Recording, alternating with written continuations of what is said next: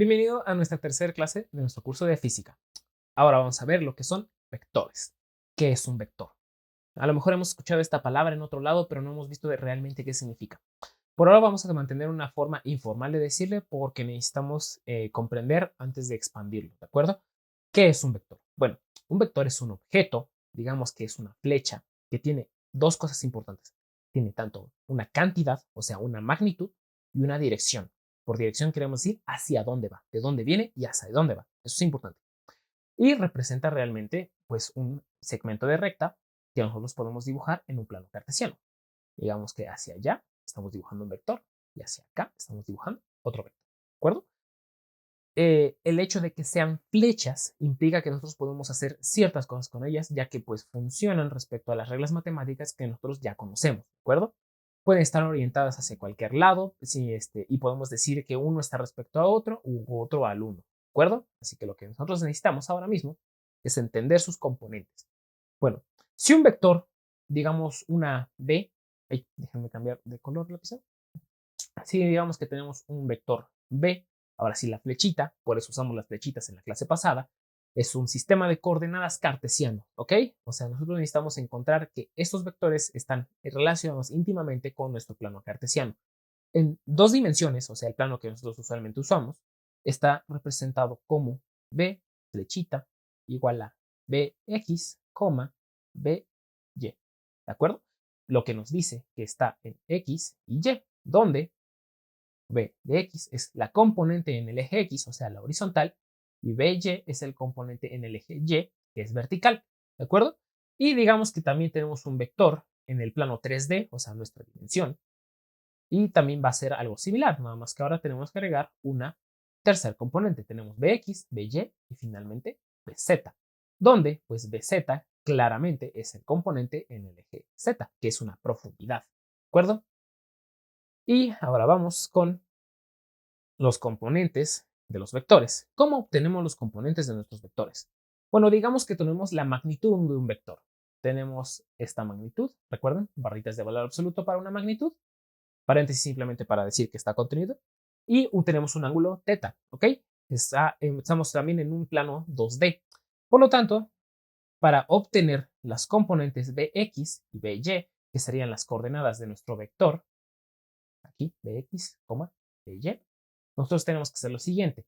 Vamos a tomar la magnitud de nuestro vector v, o sea, una magnitud, obviamente una magnitud es nada más un número sin coordenadas, y lo tenemos que multiplicar por coseno del ángulo y en el por seno del ángulo. Esto es importante porque así ya tenemos como la idea de qué tanto se pueden abrir o cerrar esos vectores y estos componentes, ¿de acuerdo?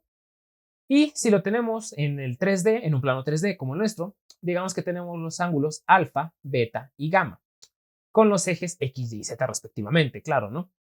Digamos que ahora lo que tenemos que hacer para encontrar sus componentes de X, Y y Z, lo que tenemos que hacer es volver a tomar esa magnitud que nosotros estábamos jugando en todos, cada uno de ellos, algo así, y multiplicarlo por el coseno de alfa, que es el que va respecto al eje X, coseno de beta, que va respecto al eje Y, y coseno de gamma, que va respecto al eje Z. ¿De acuerdo? Es lo que tenemos que hacer para encontrar sus componentes, solamente sus componentes. Y ahora, ¿qué hacemos si queremos regresarlo como una forma normal? Bueno, lo que tenemos que hacer es que, digamos que tenemos el vector B y queremos saber su magnitud, ¿de acuerdo? La magnitud de B es igual a la raíz cuadrada de sus componentes en X al cuadrado más sus componentes Y al cuadrado, ¿de acuerdo? Pero como sabemos que tanto Bx como By se separaron en uno y otro, lo que tenemos que expandir es que vamos a sacar la raíz cuadrada de Ax más Bx, todo esto al cuadrado, más Ay más By al cuadrado, ¿de acuerdo? Esto nos tiene que recordar un poco a nuestra clase de matemáticas, así que lo veremos en esta clase. Ahora vamos con algo importante y es la suma de los vectores. Como los vectores siguen las mismas reglas de los números que nosotros conocemos, o sea, los números que utilizamos para contar y para medir, eso implica que los vectores también siguen esas mismas reglas, ¿de acuerdo? Entonces, digamos que tenemos dos vectores. Tenemos el vector A, que se descompone en AX, AY, y tenemos el vector B, que se descompone en BX y BY, ¿de acuerdo? Ahora, ¿qué pasa si los sumamos? Digamos que queremos sumarlos y como resultado obtenemos un nuevo vector, este de aquí, R vector. Por lo tanto, tenemos que va a ser la suma de A más B, ambos vectores, ¿de acuerdo?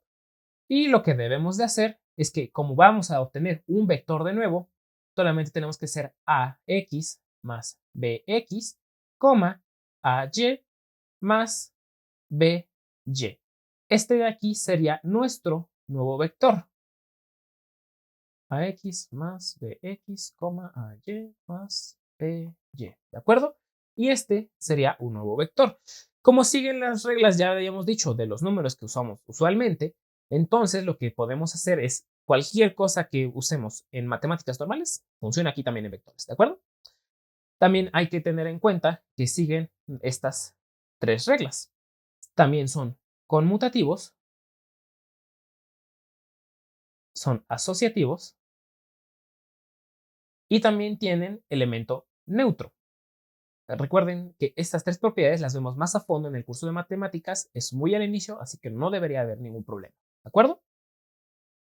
Ahora, vamos a sacar las dos multiplicaciones que tienen los vectores. Resulta que los vectores no tienen solamente una multiplicación, tienen dos. Y es importante saber esto porque es diferente sacar un producto escalar a sacar un producto vectorial. ¿Qué tan diferentes son? Bueno, vamos a verlo ahora mismo. El producto escalar es el que tenemos aquí a la izquierda y lo representamos por un puntito en medio de estas dos. Ese puntito significa multiplicación y la multiplicación que nosotros hagamos va a tener como resultado un número, o sea, digamos un número C, ¿de acuerdo? ¿Por qué es importante saber esto? Porque en el producto escalar, como tenemos un puntito aquí en medio, nosotros nos deshacemos de las coordenadas que estemos usando. Significa que tenemos AX por BX más AY por BY y digamos que estamos trabajando con un vector de tres dimensiones. Por lo tanto, también tenemos AZ más BZ. Y esto simplemente nos va a dar un número entero. No tiene que tener ya ni coordenadas ni nada por el estilo, ya que estamos sumando directamente como si todas las coordenadas estuvieran juntas. ¿De acuerdo? Aquí cometí un pequeño error. No lo corrijo. Tenemos BZ. Ahora sí, este de aquí. También lo podemos ver aquí abajo. ¿De acuerdo? Algo también importante que tenemos que entender del producto escalar es que si multiplicamos estos dos vectores de aquí, va a ser lo mismo que tener sus magnitudes de aquí y las multiplicamos por el coseno del ángulo que haya entre estos dos vectores. Ambas formas son correctas y cada uno responde a diferentes tipos de ejercicios y problemas que vamos a encontrar. ¿De acuerdo? Y finalmente vamos a ver el producto vectorial. ¿Qué es el producto vectorial? Bueno, si en el anterior obtuvimos que un producto escalar nos va a dar como resultado de la multiplicación de dos vectores un número entero, el producto vectorial lo que nos quiere dar es un vector que es producto de la multiplicación de otros dos vectores. Yo sé que suena un poco confuso, pero con el tiempo se vuelve un poco más natural. ¿De acuerdo? Nosotros necesitamos este de aquí. Es prácticamente una determinante de un producto de estos dos vectores, en donde I, J y K son las representaciones de X, Y y Z en un plano de 3D. Y lo que nosotros estamos viendo aquí es simplemente una ampliación de ello. Vamos a reescribirlo aquí un poquito arriba para tenerlo un poquito más en cuenta.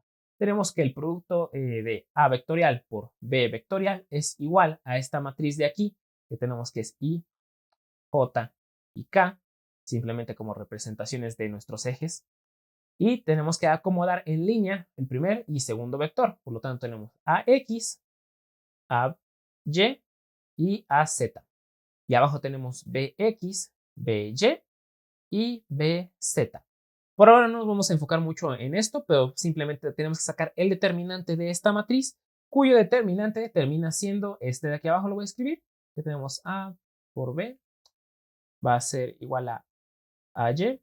Vamos a meterlo entre paréntesis porque si no se va a confundir un poco.